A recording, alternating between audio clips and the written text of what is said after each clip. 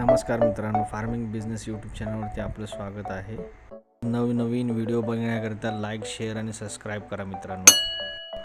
आपण आज ज्या महिलेला भेटणार आहोत त्या महिलेने शेळीपालन, कुक्कुटपालन, गाईपालन, कालवड संगोपन व तसेच मेंढीपालन हे वेगवेगळ्या प्रकारचे 5 उद्योग करून एकत्रितपणे प्रगती साध्य केलेली आहे. आपलं नाव सांगा.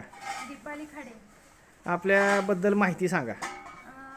मी राहणार गोंदावली खुर्द, तालुका मान, जिल्हा सातारा. आमचं गाई पालन आहे. 30 गाई आहेत. कालवडी पण सांभाळतो. 10 कालवडी आहेत. शेळी पालन आहे, मेंढी पालन आणि कुक्कुटपालन. अच्छा, असे 4-5 व्यवसाय. एवढं सगळं तुम्ही एकट्या हँडल करता का अजून कोण असते तुमच्या मदतीला? नाही, घरातले पण असतात मदतीला आणि 2 कामगार पण आहेत. बरं, घरातलं कोण कोण असतंय? घरातलं आमच्या 6 वर्षाच्या मुलापासून आमचे सासरे तिथपर्यंत सगळे मदत करतात. बरं बरं बरं. चाऱ्याचं नियोजन कसं करता एवढ्या जनावरांसाठी? आमची 13 एकर जमीन आहे. त्याच्यात कडवाळ, मका, परत आपला सुपर नेपियर घास हे सगळे करतो. आणि जर मका शिल्लक राहिली आणि चिकाची जर असेल तर मग त्याचा मुरघास करून ठेवतो. सोबतच सुका घास म्हणून भुसकट, हरभरा भुसकट पण आम्ही वर्षभराचं भरून ठेवतो. आणि आता सध्या दुष्काळी परिस्थितीमुळे पाण्याचं प्रमाण कमी आहे, त्यामुळे मग आम्ही आता हायड्रोपोनिक चारा पण चालू केला. हायड्रोपोनिक चाऱ्याचा तुम्हाला दुधाच्या ह्याच्यामध्ये काय फरक जाणवतो का? हो, चांगला फरक जाणवतो. त्यामध्ये आपल्या मका, त्याच्याबरोबर त्याचं खालची मुळं आणि वरती हिरवा चारा हे एकत्र मिळत असल्यामुळे गायींना ते पोषक ठरतं आणि त्यामुळे थोडा गारवा पण गायीला वाटतो. त्यामुळे ह्याच्यामुळे फरक पडला हायड्रोपोनिक चाऱ्याचा. दुधाचं संकलन किती आहे गोठ्यातील? आमचं दुधाचं संकलन 200 लिटर सरासरी असतं वर्षभर. बरं, गायांच्या आजारपणाबद्दल सांगा. गायांना आम्ही पावसाळ्याच्या आधी लाळ्याची लस देतो आणि गोचीड होऊ नये म्हणून दर 15 दिवसांनी टॅक्टिकचा फवारा आम्ही गायांवर मारतो. आणि हायटेक एक इंजेक्शन त्यांना देतो. मिरचे पण डोस देतो. दर 6 महिन्यात?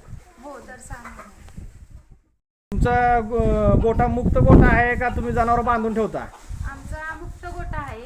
बरं. मुक्त गोट्यामुळे गायांची एक बैठक चांगली होते. त्यांना पाहिजे तेव्हा आणि पाहिजे इतकं पाणी त्यांना पिता येतं आणि मोकळेपणाने त्यांना वावरतं. त्याच्यामुळे पाय मोकळे होतात त्यांचे. पण याचे तोटे पण आहेत.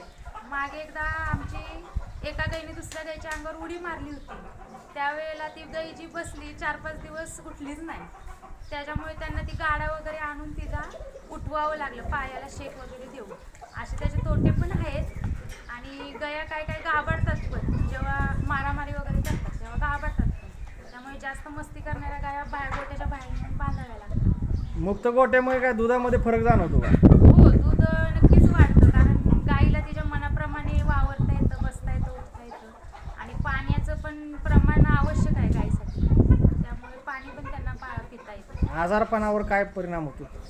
आजार तसे कमी पडतात आजारी, कारण त्यांना खाली त्यांच्या थनाला वगैरे शेण कमी लागतं, त्यामुळे थनाचे आजार कमी होतात. तुम्ही तुमच्या मुक्त गोट्यामधील खताचं नियोजन कसं करता? आमचं जे शेण पडलेलं असतं मुक्त गोट्यातलं ते पावसाळ्याच्या आधी काढून घेतो. आतमध्ये ट्रॅक्टर जाण्याची सोय केलेली आहे. मग माणसांनी त्यात भरून ते आम्ही बाहेर काढतो खत. किती खत तुम्हाला वर्षभरात किती टायला मिळते? त्या वर्षभरात अंदाजे 50 ट्रॉल्या मिळतात. खत तुम्ही विकता का तुमच्या रानाला वापरता? नाही, विकत नाही. आम्ही आमच्याच रानात टाकतो. त्यामुळे पिकं पण चांगली जोमात येतात आणि पोषक तत्व जास्त मिळतात पिकाला. खतामुळे रानाची प्रत सुधारते? हो, प्रत पण चांगली सुधारते. बरं. मध्ये तुमच्या गायींना खुराक काय देता?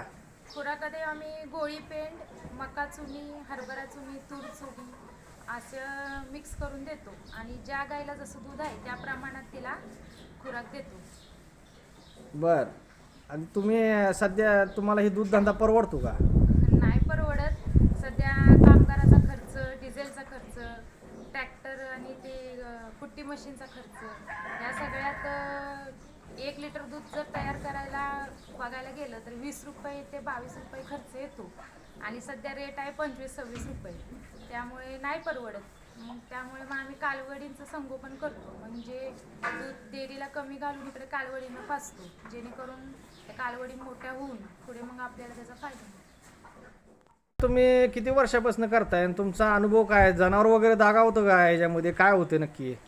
हा व्यवसाय आम्ही अंदाजे 4 वर्षापासून करतोय आणि दगावतात जनावर. आमच्या 2 गाया दगावल्यात, पण यात कसं आहे, खचून न जाता न डगमगता ते पुढं चालवलं पाहिजे आणि आपली चूक कुठे झाली आणि काय झाली ह्याचा आपणच विचार करून ते चुका सुधारल्या पाहिजेत, तरच ह्याच्यात टिकून राहता येतंय.